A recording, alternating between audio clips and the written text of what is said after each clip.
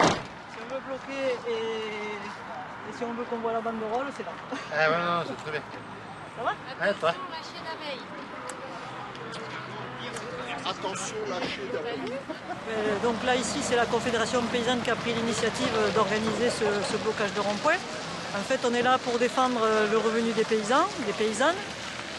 Aujourd'hui, les accords de libre-échange et le fait qu'il n'y ait pas de prix plancher étouffent les paysans et les paysannes qui ont du mal à gagner leur vie, alors que la grande distribution, l'agro-industrie, enfin, tous ces gens-là font des belles marges. Et donc les paysans, eux, n'arrivent pas à gagner leur vie décemment sur leur ferme, et ça, c'est inadmissible.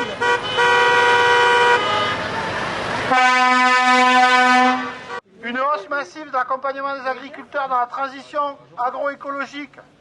Nous, ce qu'on veut, c'est pas le recul de l'environnement, c'est qu'on veut qu'on nous accompagne à aller vers l'agroécologie.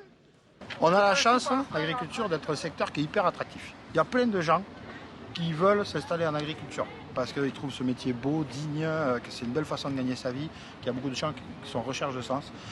Le problème, c'est qu'il y a un accès au foncier qui est très compliqué pour s'installer, et que même quand on a trouvé du foncier, en fait, c'est compliqué de trouver des débouchés qui offrent des prix rémunérateurs. Donc on a des jeunes de 20, 25, 30, 35 ans qui ont tout plaqué pour faire une nouvelle vie dans l'agriculture, dont ils rêvaient depuis très longtemps, et qui se retrouvent à bosser 80-90 heures semaine pour gagner un demi-SMIC, qui sont obligés, la mort dans l'âme, d'aller demander le RSA.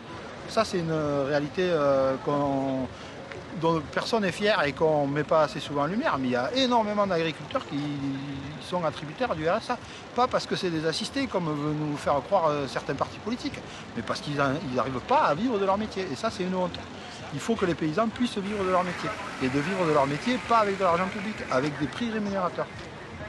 On partage certains constats avec certains de nos collègues des autres syndicats. Par exemple, le fait qu'il y ait une distorsion de concurrence avec d'autres pays qui produisent avec des normes environnementales bien moindres que les nôtres, voire pas de normes environnementales du tout, quoi.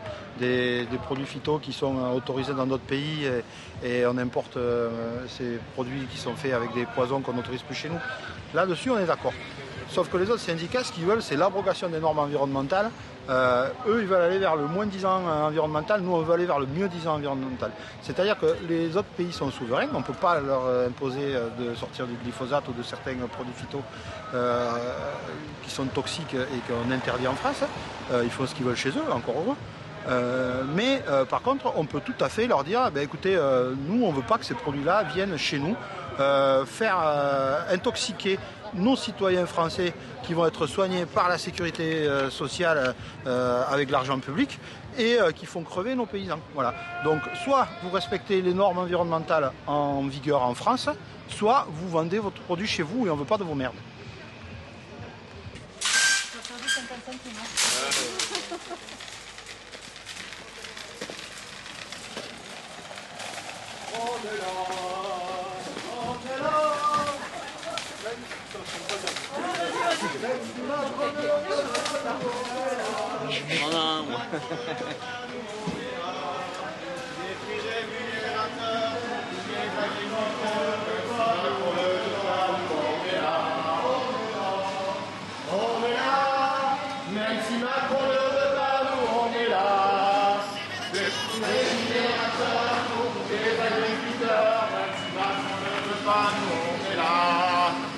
Argentine, Mexique, Bulgarie. Ah ouais, mais j'ai pas pris mes lunettes. Ah mais voilà, mais voilà.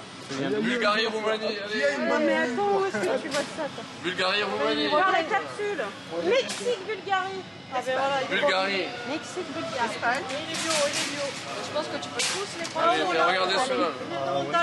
Ukraine, Vietnam, Argentine, Bulgarie, Espagne. Celui-là, c'est le bleu.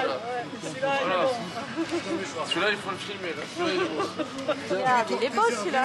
Ah oui, celui-là il est beau. Territoire préservé. Ah, ça va.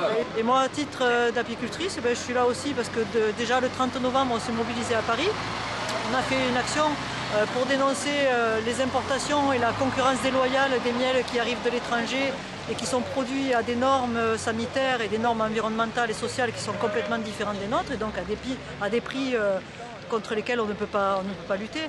En fait, on a appris que des miels rentraient à moins de 2 € le kilo en France, massivement, plus que ce qu'on consomme et que ce qu'on produit en France. Donc c'est clair que les apiculteurs ne peuvent pas gagner leur vie avec des prix à moins de 2 € le kilo. Donc on est là pour dénoncer ça, et c'est pareil dans toutes les filières. De toute façon, les accords de libre-échange ont complètement tout déstabilisé et ont mis les agriculteurs en concurrence les uns avec les autres, et ça c'est inadmissible.